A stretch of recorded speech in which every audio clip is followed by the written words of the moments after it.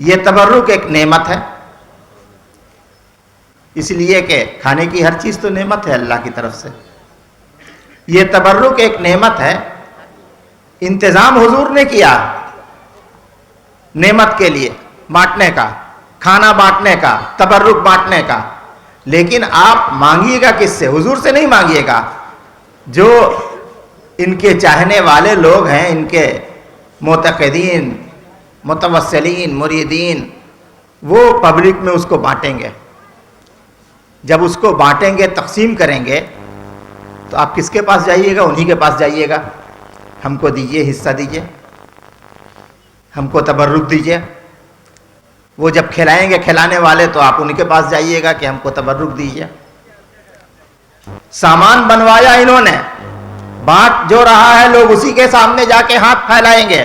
تو اللہ تبارک و تعالیٰ نے کہا کہ دیکھو سامان میرا ہے، ساری نعمت میری ہے، لیکن بانٹنے والا میرا محبوب محمد الرسول اللہ ہے. تمہیں ہاتھ پھیلانا ہے، اس کے پاس جا کے پھیلاؤ. اب ہم نبی کے پاس تو مانگتے ہیں سب لوگ، لیکن اتنی دور سے جانا ہر آدمی جا نہیں سکتا، غریب ہے. کسی کے پاس پیسہ نہیں کہ حضور کی بارگاہ میں جائے اور جا کے کہے کہ حضور نعمت دیجئے. تو حضور نے اللہ سے کہا اے اللہ پورے دنیا میں کیسے بٹے گی یہ نعمت؟ اللہ نے کہا گھبرانے کی بات نہیں ہے، میرے جو دوست ہیں، ولی ہیں، ان کے درمیان میں ان نعمت کو تقسیم کر دو. میرے ولی بانٹتے رہیں گے. بغداد والے کو چاہیے تو غوث العظم سے لے لے، اجمیر والے کو چاہیے تو خواجہ غریب نواز سے لے لے، ہندوستان والے کو چاہیے تو سلطان الہند سے لے لے، دلی والے کو چاہیے تو نظام الدین سے لے لے، بریلی والے کو چاہیے تو اعلیٰ حضرت سے لے لے، کچھوچھا والے کو چاہیے تو مخدوم اشرف سے لے لے، بہار والوں کو چاہیے تو مخدوم یحییٰ منیری سے لے لے، ڈھاکہ والوں کو چاہیے تو شاہ علی بغدادی سے لے لے، اور اس گاؤں والے کو چاہیے تو عباس علی قادری سے لے لے. نعمت سب وہی نبی کے پاس والی ہے جو دیتے یہ ہیں. تو ہاتھ کہاں پھیلائیں گے؟ جو دے رہا وہی نے، اسی کے پاس جا کے کہیں گے کہ ہم کو دیجئے. آپ کو نبی نے دیا ہے، اللہ نے دیا ہے، آپ ہمیں عطا کیجئے. تو اللہ تبارک و تعالی کہ یہ اولیاء کرام ہیں جو نعمتیں بانٹتے ہیں اللہ کی طرف سے دی ہوئی. আল্লাহ তার সমস্ত নিয়ামত আমার রসুলকে দিয়েছেন, আর রসুল বলেছেন যে আমি আল্লাহ পাকের প্রদত্ত নিয়ামত থেকে বন্টন করি. তো আমরা হয়তো আমাদের সামর্থ্য নেই অনেকের মদিনা শরীফ যাওয়ার, আল্লাহ রসুলের কাছে যাওয়ার, কিন্তু আমরা কিভাবে এই নিয়ামত পাবো? সেই নিয়ামত পাওয়ার জন্য ব্যবস্থা করে দিয়েছেন আল্লাহর ওলিদের দরবার. আমরা যদি বলি যে যেই অঞ্চলে আছেন প্রত্যেক অঞ্চলের জন্য আল্লাহ পাকের মাহবুবরা আছেন, তাদের কাছে গিয়ে আমরা সেই নিয়ামত পাবো. যেভাবে বাগদাদ শরীফে যদি কারো নিয়ামতের প্রয়োজন হয়, হুজুর গৌসে পাক আছেন, ভারত উপমহাদেশে যদি কারো প্রয়োজন হয়, খাজা গরিবে নওয়াজ আছেন, ঢাকাতে শাহ আলী মুক্তাদির রহমতুল্লাহ আছেন. যদি এই গাজীপুরে এই দরবার শরীফে যদি এদিকে লোকজনের যদি প্রয়োজন হয়, আব্বাস উদ্দিন আল কাদির রহমতুল্লাহ আলাইহি যার উসিলায় দরবার শরীফ তার কাছে আসার জন্য বলেছে. যেখানে নিয়ামত বন্টন হবে আমরা সেই জায়গাগুলো ফেলে অন্য কোথাও কেন ঘুরবো? যদি এটাই বলতেছে اللہ والوں کا بڑا مرتبہ ہے. یہ اور بات ہے کہ ماننے والے مانتے ہیں، نہیں ماننے والے نہیں مانتے ہیں. نہیں ماننے والے تو نبی کے زمانے میں نبی کو بھی نہیں مانتے تھے، جو دشمن تھے، مخالف تھے. اللہ والے جو اللہ کے قریبی ہوتے ہیں، دوست ہوتے ہیں، آج یہ بتانے کی ضرورت نہیں ہے کہ اللہ والوں کے پاس کتنی طاقت، کتنی صلاحیت ہوتی ہے، اور اللہ نے ان کو کیا کیا اختیارات دیے رہتے ہیں. وہ سب اللہ کے تابع ہیں، فرما بردار ہیں، اور اللہ تبارک و تعالیٰ نے انہیں اختیار عطا فرمایا. ایسے ایسے اختیارات، ایسی ایسی کرامتیں آج ہیں. اور پہلے کے زمانے میں تو بزرگان دین کی کرامت کتابوں میں لکھی جاتی تھی، جو کتابوں میں محفوظ ہے. غوث العظم کی 600 کرامتیں کتابوں میں محفوظ ہے. 600 مستند کرامت کتابوں میں محفوظ ہے. हज़रत ख्वाजा गरीब नवाज की बेशुमार करामतें आज भी होती रहती हैं, लोग जाते हैं और करामतें होती रहती हैं, न जाने क्या क्या कुछ मिलता रहता है, फैज़ान मिलता है। हज़रत निज़ामुद्दीन औलिया की करामतें होती रहती हैं, हज़रत मखदूम अशरफ जहांगीर सिमनानी की बारगाह में करामतें होती हैं, हज़रत मखदूम यहिया मनेरी की बारगाह में करामत होती है। हज़रत मखदूम यहिया मनेरी का ताल्लुक़ आपके ढाका से है, बहुत गहरा, इसलिए कि हज़रत मखदूम यहिया मनेरी वो बुज़ुर्ग हैं कि जिन्होंने तालीम भी सुनार गांव में हासिल की है। हज़रत मखदूम शरफुद्दीन अबू तवामा जो आपके उस्ताद हैं हज़रत मखदूम यहिया मनेरी के, और शादी भी हज़रत अबू तवामा रहमतुल्लाह अलैह की बेटी से हुई। हज़रत मखदूम यहिया मनेरी की करामत ये है, बुज़ुर्गी देखिए किसको कहते हैं, विलायत, वली कितना आला होता है। बिहार में एक जगह है राजगीर, पहाड़ी इलाका है, आप पहाड़ पे बैठ करके इबादत किया करते थे। तो एक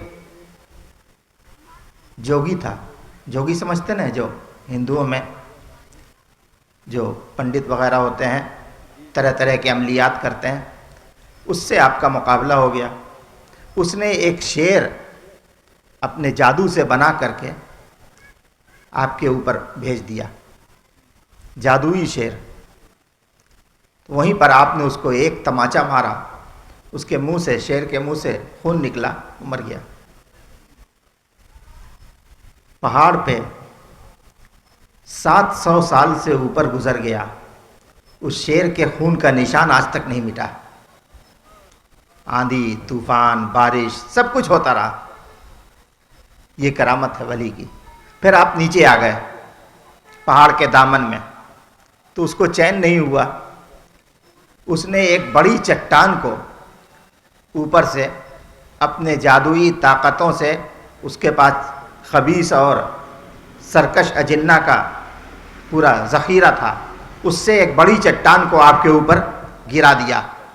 और वो चट्टान पहाड़ से लुढ़कती हुई आ रही थी, और आप नमाज में थे, बैठे हुए थे। किस हालत में? तहियात की हालत में। तहियात की हालत में बैठे थे कि जैसे ही चट्टान आपके करीब आई, बड़ा पत्थर, बहुत बड़ा, यानी इस स्टेज से भी ज़्यादा 3 गुना बड़ा होगा, और जैसे ही आपके चट्टान के करीब आई, उस वक्त आप तहियात में थे और तहियात में तशहुद पढ़ रहे थे और उंगली उठा रहे थे।